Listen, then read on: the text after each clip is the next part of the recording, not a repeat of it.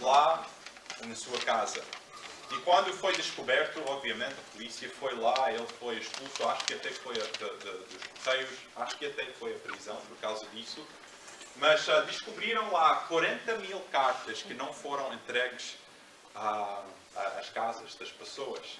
E ele, desculpa que ele deu é que ele andava deprimido e pronto, não queria fazer o seu trabalho, então ia para casa e disseram que as 40.000 cartas que estiveram lá pesaram mais de 1 tonelada.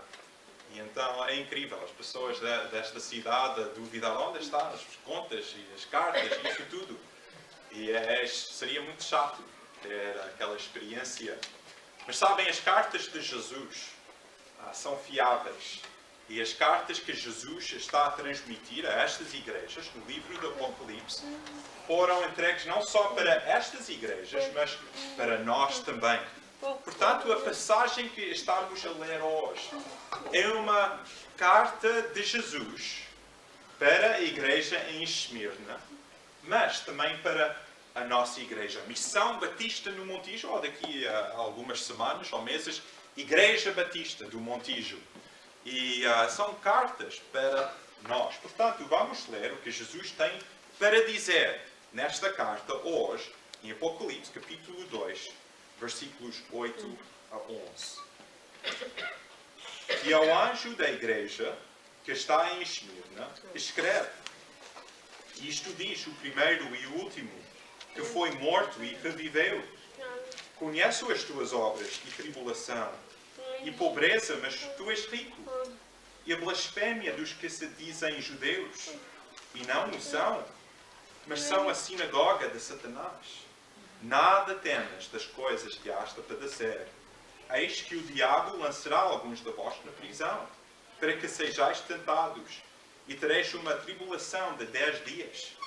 Se é fiel até a morte, e dar-te-ei a coroa da vida. Quem tem ouvidos, ouça o que o Espírito diz às igrejas. O que vencer não receberá o dano da segunda morte. Esta igreja situa-se na cidade de Esmirna, que é mais ou menos 50 km norte da cidade que falámos na semana passada, Éfeso. E muito provavelmente esta igreja foi um tipo de missão da igreja de Éfeso. Muito provavelmente foi fundada pela igreja de Éfeso. E a cidade de Esmirna foi conhecida como a coroa da Ásia. Foi uma cidade lindíssima, bem situada perto do mar, para aproveitar o comércio e também um local muito, muito bonito. A cidade, o nome Esmirna significa mirra, porque lá eles faziam mirra, um perfume valioso e cara. Também era uma cidade que tinha uma comunidade bastante grande de judeus. Podemos ver isto nesta carta, fala de judeus lá naquela cidade. Mas também, claro, como as outras cidades dentro do Império Romano, era uma cidade com muitos templos a deuses falsos. Então, esta igreja situa-se na cidade de Esmirna, uma cidade bonita, mas uma cidade onde havia muita perseguição contra esta igreja. Parece que de todos os lados eles estavam a ser perseguidos. Os judeus eram contra eles, os romanos eram contra eles, e esta pequena igreja, nesta cidade, está a enfrentar dificuldades e perseguições. E Jesus escreve esta carta. Como deve reagir a igreja? Como nós devemos reagir quando somos perseguidos, maltratados, quando sofremos por causa de seguir Jesus Cristo? É isso que podemos ver nesta carta. E tal como o esboço de todas as outras cartas, é igual. Começa com um retrato de Jesus. Nesta carta, e em qualquer carta que alguém escreve, muitas vezes podemos ver um pouco sobre o caráter da pessoa que escreve. Se é uma pessoa amorosa, se é uma pessoa hostil. Mas aqui vemos o retrato de Jesus Cristo. Um retrato poderoso e que dá conforto e encorajamento. Repara como diz em versículo 8. Ao anjo da igreja que está em Esmirna, escreve. E isto diz, o primeiro e o último, que foi morto e reviveu. Nós podemos ver aqui o retrato de Jesus Cristo, que ele, em primeiro lugar, Jesus é Deus. Jesus é Deus. Ele diz, eu sou o primeiro e o último. E este é um título divino. Só Deus é o primeiro e o último. Portanto, Jesus tem este nome. É lógico que ele é Deus. Vamos só por um momento comparar algumas passagens do Velho Testamento com o Novo Testamento. Há muitas pessoas que dizem Jesus, ele é um bom mestre. Tem muitas ideias filosóficas e boas. Outros dizem Jesus, ele é um de muitos profetas. Como os muçulmanos dizem. Há outros, por exemplo, como os testemunhos de Jeová, que dizem Jesus não é Deus, ele é agora o arcanjo Miguel. Quem é Jesus? Será que ele é Deus? A Bíblia apresenta isto com clareza? Sim. Repara, por exemplo, em Isaías 44, versículo 6. Diz, assim diz o Senhor, Rei de Israel e seu Redentor. O Senhor, e quando é maiúscula, Senhor inteiro, é a palavra Yahweh, ou Javé, ou Jeová. Assim diz Jeová, Deus, o nome pessoal de Deus. Eu sou o primeiro e eu sou o último. Fora de mim não há Deus. É claro aqui. Eu sou o primeiro e último. Jeová, Yahweh. O Senhor diz, eu sou o primeiro e último. Sou Deus. E agora Jesus, em Apocalipse, versículo 8, capítulo 2, diz, isto diz o primeiro e o último. Jesus é o alfa e o ômega. Jesus é Deus. Estão a ver a lógica? Vamos para outra. No caso de precisarem mais evidência de Jesus ser Deus. Isaías 43:11 diz, eu sou o Senhor, mais uma vez, o nome pessoal de Deus. Fora de mim não há Salvador. Quem pode salvar? Só Deus. Em Atos 4:2 diz, em nenhum outro nome há salvação, porque debaixo do céu não há nenhum outro nome há dado entre os homens, pelo qual devamos ser salvos. Quem é o único que pode salvar? Deus. Em nenhum outro nome há salvação, falando de Jesus. Jesus é Deus. Só mais um. Podíamos fazer isto por muito tempo, mas aqui Jeremias 10:10 diz, o Senhor Deus é a verdade. Ele mesmo é o Deus vivo e o Rei eterno. Quem é o Rei eterno? É o Deus vivo, o Senhor Deus. Em Apocalipse diz, o Cordeiro, falando de Jesus, os vencerá, porque é o Senhor dos Senhores e o Rei dos Reis. Este retrato de Jesus mostra com clareza, Jesus é Deus. Isto é importante. Nós precisamos de perceber com clareza esta doutrina. Precisamos de reconhecer a identidade de Jesus Cristo. Ele é o primeiro e o último. Mas não só isso podemos ver que Jesus ele morreu e ressuscitou. Ele diz, eu sou o primeiro e o último que foi morto. Reparem em capítulo 1, versículo 5. Diz lá, da parte de Jesus Cristo, que é fiel testemunha, o primogênito dentre os mortos e o príncipe dos reis da terra, aquele que nos amou e em seu sangue nos levou dos nossos pecados. Jesus, ele morreu. É isso que ele diz. É isto que ele lembra a igreja em Esmirna e isso que ele lembra-nos hoje. Jesus morreu pelos nossos pecados, segundo as Escrituras. Foi sepultado. Mas como diz aqui, reviveu, ressuscitou. Jesus, ele morreu, mas ressuscitou. E este retrato de Jesus Cristo, logo no início desta carta, deve encher-nos com esperança e com grande força para continuar. Jesus que anda entre as igrejas, que sabe tudo, que tem olhos de fogo, que consegue ver tudo o que está a passar nas suas igrejas. Ele é o Deus próprio, Ele é o Salvador que deu a sua vida, mas ressuscitou.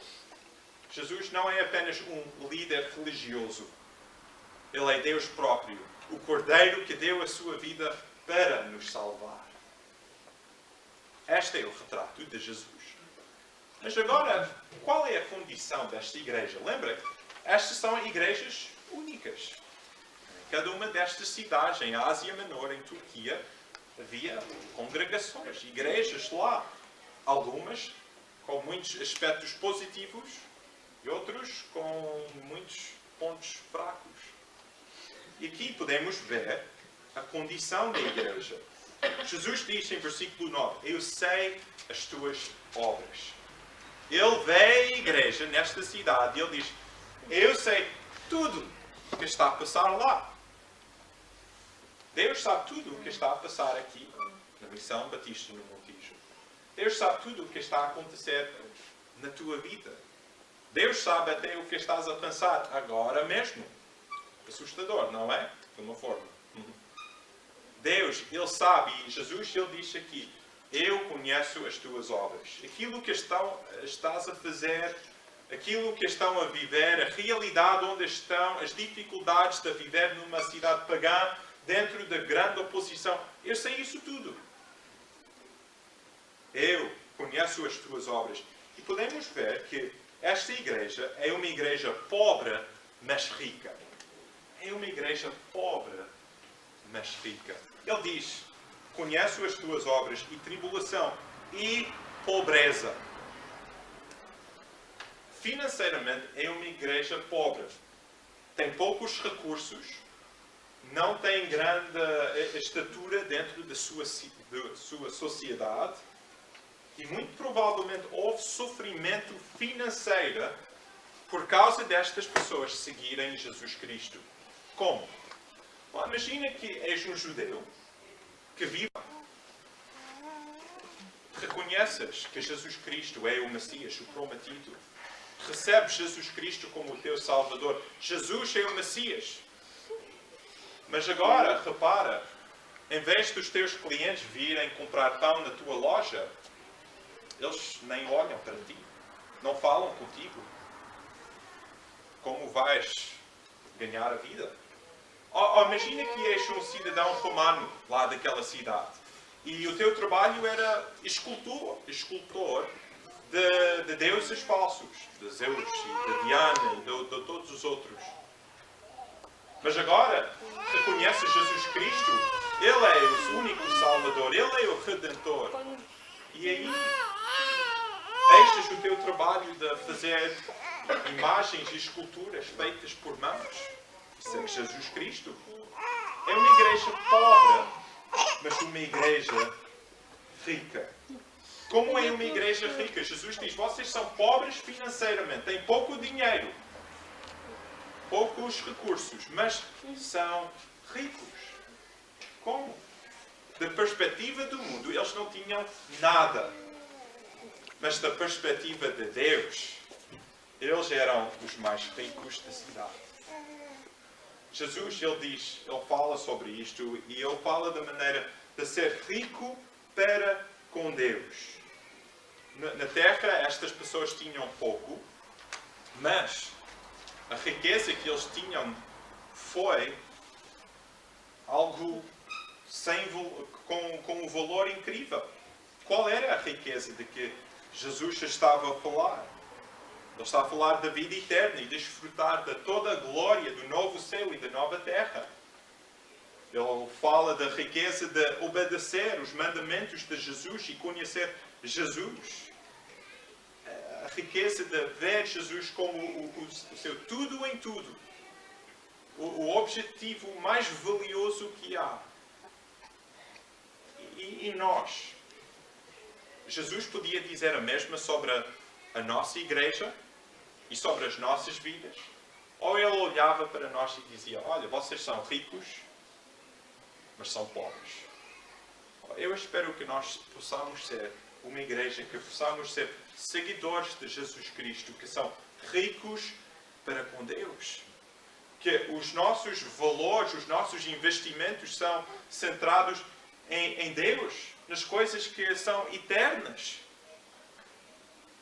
Em vez de juntar tesouros aqui na terra, juntamos tesouros no céu. Então é uma igreja pobre, mas rica, mas também é uma igreja perseguida, mas vencedora. Ele diz, conheço as tuas tribulações e a blasfémia dos que dizem que são judeus, e não são, mas são da sinagoga de Satanás. Podemos ver a tribulação que eles estavam a enfrentar. E ele diz, o que ele diz aqui, ele diz, conheço as tuas tribulações. E podemos ver, ele fala dos judeus nesta cidade, que estavam contra. Lembrem o apóstolo Paulo, antes de ele conhecer Jesus Cristo, ele diz, eu era o melhor dos judeus. Eu respeitava as Escrituras, eu sabia tudo o que havia sobre Deus, mas rejeitou Jesus. Até ele reconheceu Jesus como seu Salvador. E então esta igreja está a ser perseguida e blasfemada pelos homens, especificamente. Repare, ele diz, e a blasfémia dos que se dizem judeus. E não o são, mas são a sinagoga de Satanás. Havia judeus nesta cidade que estavam muito contra os cristãos. Até o imperador desta altura, Domício, ele mandava que todas as pessoas queimavam incenso a ele próprio. Dizer que ele era Deus. Mas ele deu uma isenção aos judeus. Os judeus não tinham de fazer isso. Os judeus lutaram muito e disseram, olha, não queremos que esta isenção seja para os cristãos também. Então, eles, em todo o lado, estavam a ser blasfemados, perseguidos pelo seu próprio povo e pelos outros. Então, é uma igreja perseguida, mas vencedora. Mas é uma igreja também blasfemada pelos homens, mas aprovada por Deus. Em Jesus, em versículo 9, Jesus diz, ele conhece as suas tribulações. Em versículo 10, ele diz, nada temas das coisas que has de padecer. Jesus diz, vocês estão a sofrer agora, vai ser ainda pior daqui a pouco. Não são palavras muito encorajadoras, não? Diz, não, nada temas das coisas que has de padecer. Digo-te isto com toda a sinceridade. Se tu estás à procura de uma vida confortável, uma vida previsível, neste mundo, então afasta-te de Jesus. Jesus, ele nunca ofereceu uma vida fácil neste mundo, uma vida sem oposição neste mundo. Repara as palavras de Jesus Cristo. Ele diz, no mundo tereis aflições, mas tende bom ânimo, eu venci o mundo. Em Atos podemos ver, os crentes lá disseram, não podemos deixar de falar do que temos visto e ouvido. Retiraram-se, regozijando-se de terem sido julgados dignos de padecer afronta pelo nome de Jesus. Jesus próprio diz em Mateus, bem-aventurados os que sofrem perseguição por causa da justiça. Bem-aventurados sois vós quando vos injuriarem e perseguirem e mentindo disserem todo o mal contra vós por minha conta. Uma igreja blasfemada pelos homens, mas aprovada por Deus. Que grande exemplo esta igreja é para nós. No meio do fogo das tribulações, Jesus diz, vocês estão a continuar. Se fosse legal nós termos uma cópia da palavra de Deus, quantos de nós lemos a palavra de Deus? se as pessoas que confessarem Jesus Cristo como o seu Salvador fossem à prisão, quantos de nós estaríamos na prisão hoje? Nós, nas nossas vidas, tantas vezes estamos tão habituados ao conforto, a ser aceitos e respeitados pelos outros. Mas quando seguimos Jesus Cristo, podemos ver que nem sempre é assim. E precisamos estar prontos, como esta igreja, de enfrentar as tribulações, as blasfémias, as pessoas falarem mal de nós por causa de Jesus Cristo. Então, o retrato de Jesus Cristo, a condição da igreja, mas quais são as palavras ou os mandamentos de Jesus para esta igreja?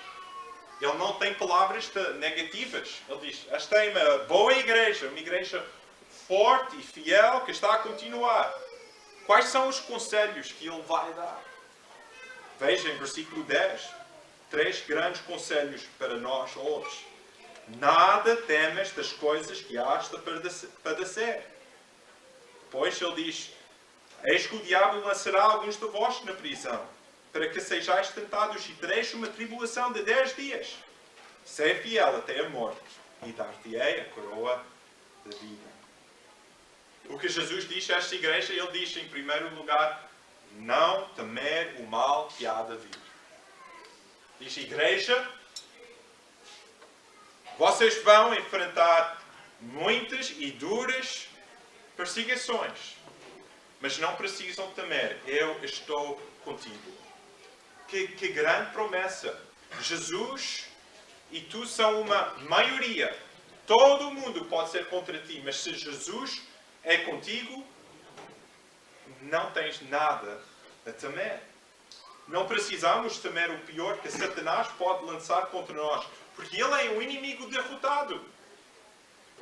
Jesus diz, eu venci o mundo, eu venci Satanás. E basta olhar para as últimas folhas de Bíblia, as últimas páginas de Bíblia, para ver que Cristo é Ele que ganha a batalha, é Ele que vence Satanás e todos que são contra Ele. Estas palavras de Jesus, nada temas das coisas que has de padecer, faz-me lembrar de Romanos 8. Vem comigo a Romanos 8. Romanos 8, versículos 31.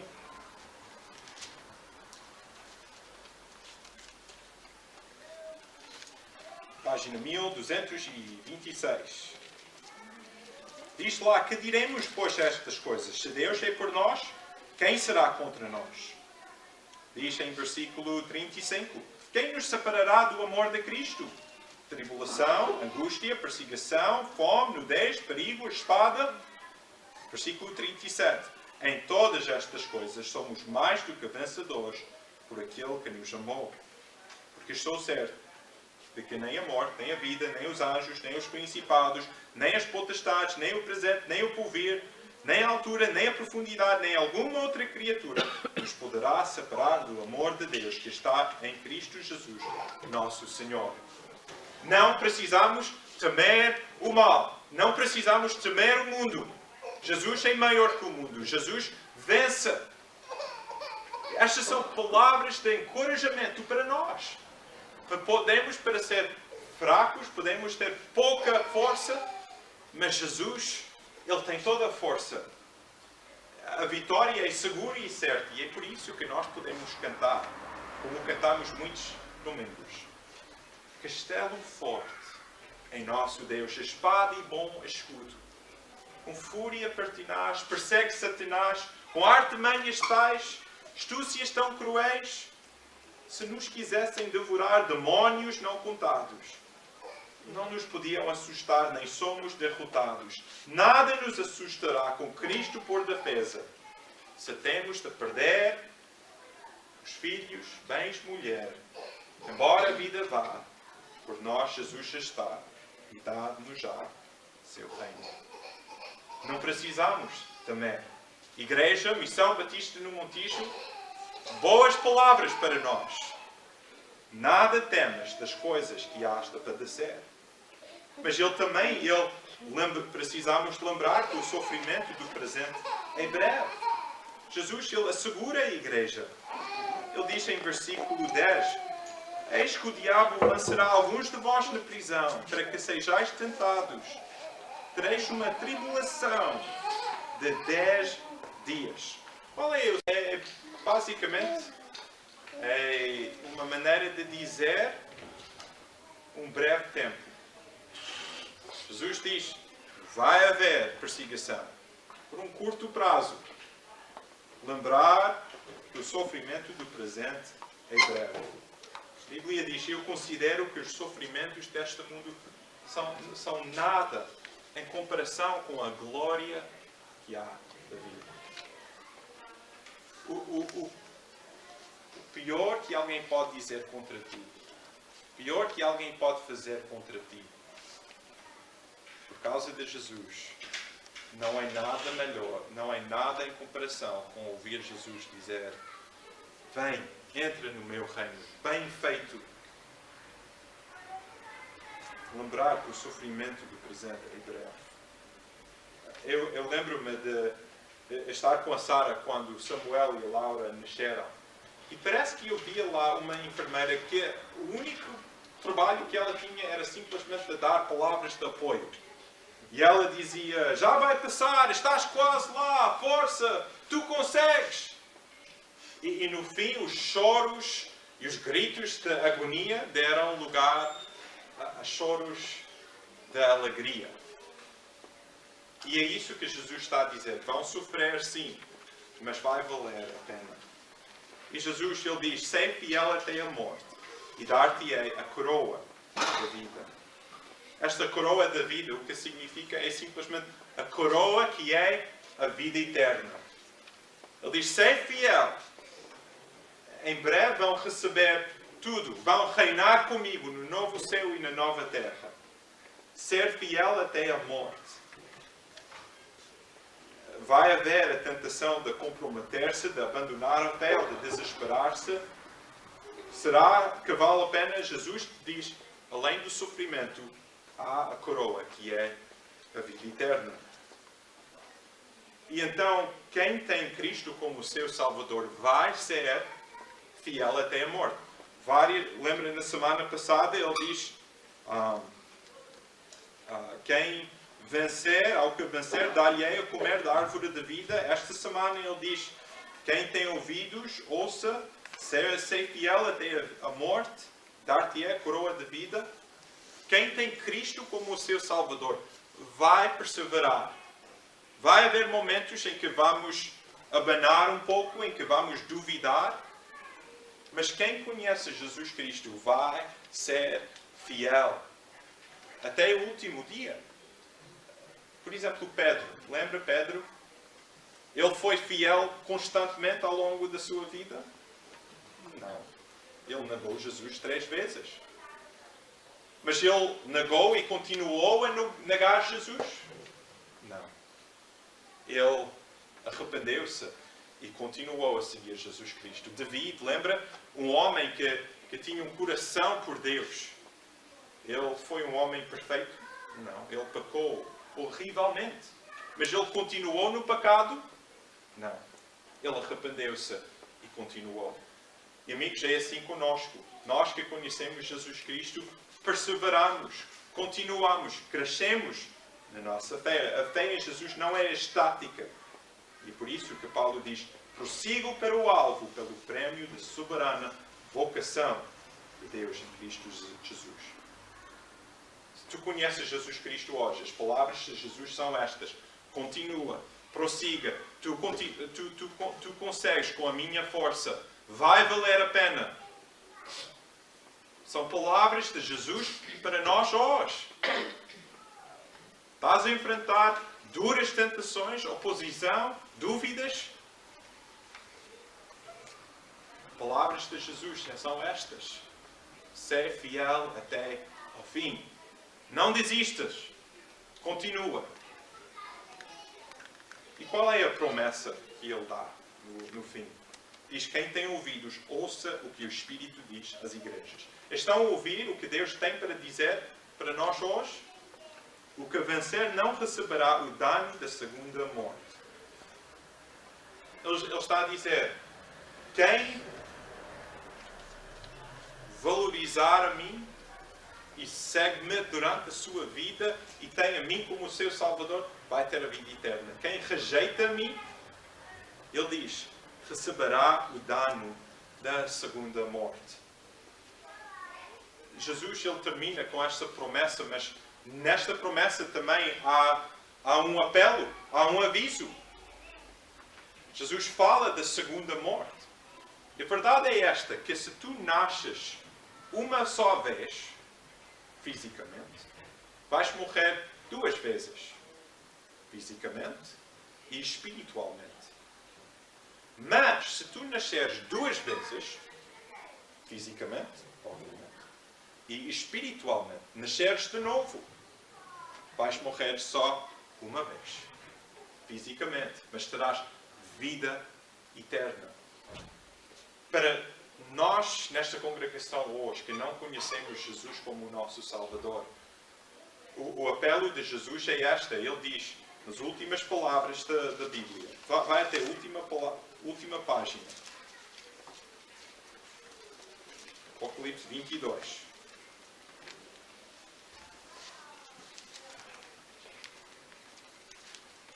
Versículo 17. O Espírito e a esposa dizem, vem. E quem ouve, diga, vem. E quem tem sede, venha. E quem quiser, toma da graça da água da vida. As últimas palavras da Bíblia são um convite para todos que ainda não vieram a Jesus, que ainda não receberam Jesus. Estão a ver? Últimas palavras da Bíblia são um apelo. Vem! Tens sede? Queres vida eterna? Queres ter paz com Deus? Queres ter perdão do teu pecado? Vem! É só em Jesus que há salvação. É só em Jesus que não receberemos o dano da segunda morte. Jesus termina esta carta com promessas preciosas. Sei fiel até ao fim. Dar-te-é a coroa da vida. E no mundo turbulento, num império hostil, numa cultura pagã, esta igreja parece ser uma casa de areia pronto para ser inundado por todos os lados. Mas Jesus diz, esta é a minha igreja. E a minha igreja eu vou proteger, as portas do inferno não prevalecerão. E sabem, as palavras desta carta foram cumpridas em grande parte. Há poucas décadas depois desta carta ser escrita. Luís, podes mostrar o último slide. Este homem, Policarpo, foi o pastor da igreja em Esmirna, poucos anos depois de isto ser escrito. Policarpo, ele conheceu João. Ele nasceu em 69. João morreu por volta de 96, 97. Policarpo, ele foi o pastor, o bispo da igreja em Esmirna. Em 155, o imperador, houve várias ondas de perseguição, mas houve uma onda forte de perseguição. E no ano 155, o imperador fez um mandato, ou um decreto. Todas as pessoas têm de queimar incenso a mim, que era um ato de adoração. Vieram ao Policarpo. Policarpo, qual vai ser a tua escolha? Vais queimar incenso ao imperador fiel até ao fim? Eu não tenho a certeza o que Policarpo estava a pensar quando foi enfrentado com aquela decisão. Mas eu tenho poucas dúvidas que ele estaria a pensar sobre estas palavras de Jesus. Nada temas das coisas que has de padecer. Ser fiel até a morte e dar-te-é a coroa da vida. Foi a escolha.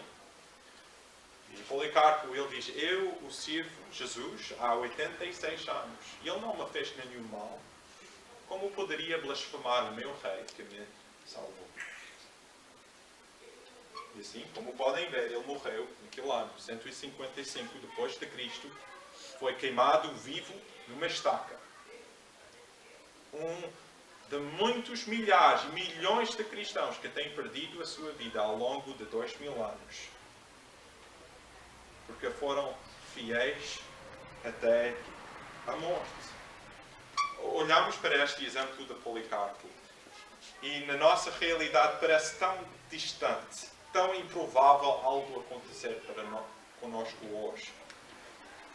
Mas eu espero e eu oro que nesta igreja, que na nossa congregação, haja muitos pequenos Policarpos. Pessoas que quando são levadas à estaca para serem queimados pela opinião dos outros ou pelo escândalo de ser crente, mantêm-se fiéis. Alunos que na escola, quando estão enfrentados com um estilo de vida oposto ao de Jesus, escolhem Jesus. Homens que valorizam mais a aprovação de Jesus do que os aplausos dos homens. Mulheres que, sem temor, falam de Jesus, em vez de esconder a sua identidade em Cristo. Ou, seja onde for que nós estamos, que possamos ter o mesmo espírito que Policarpo teve, que João teve, que Jesus manda-nos ter, de ser fiel até ao fim. Dar-te-ei a coroa da vida. Igreja, vamos ser fiéis até ao fim. Vamos orar que seja assim nas nossas vidas. Vamos orar que Deus possa fortalecer a nossa fé. Possamos ver a grande glória de seguir Jesus Cristo até o nosso último respirar. Amém.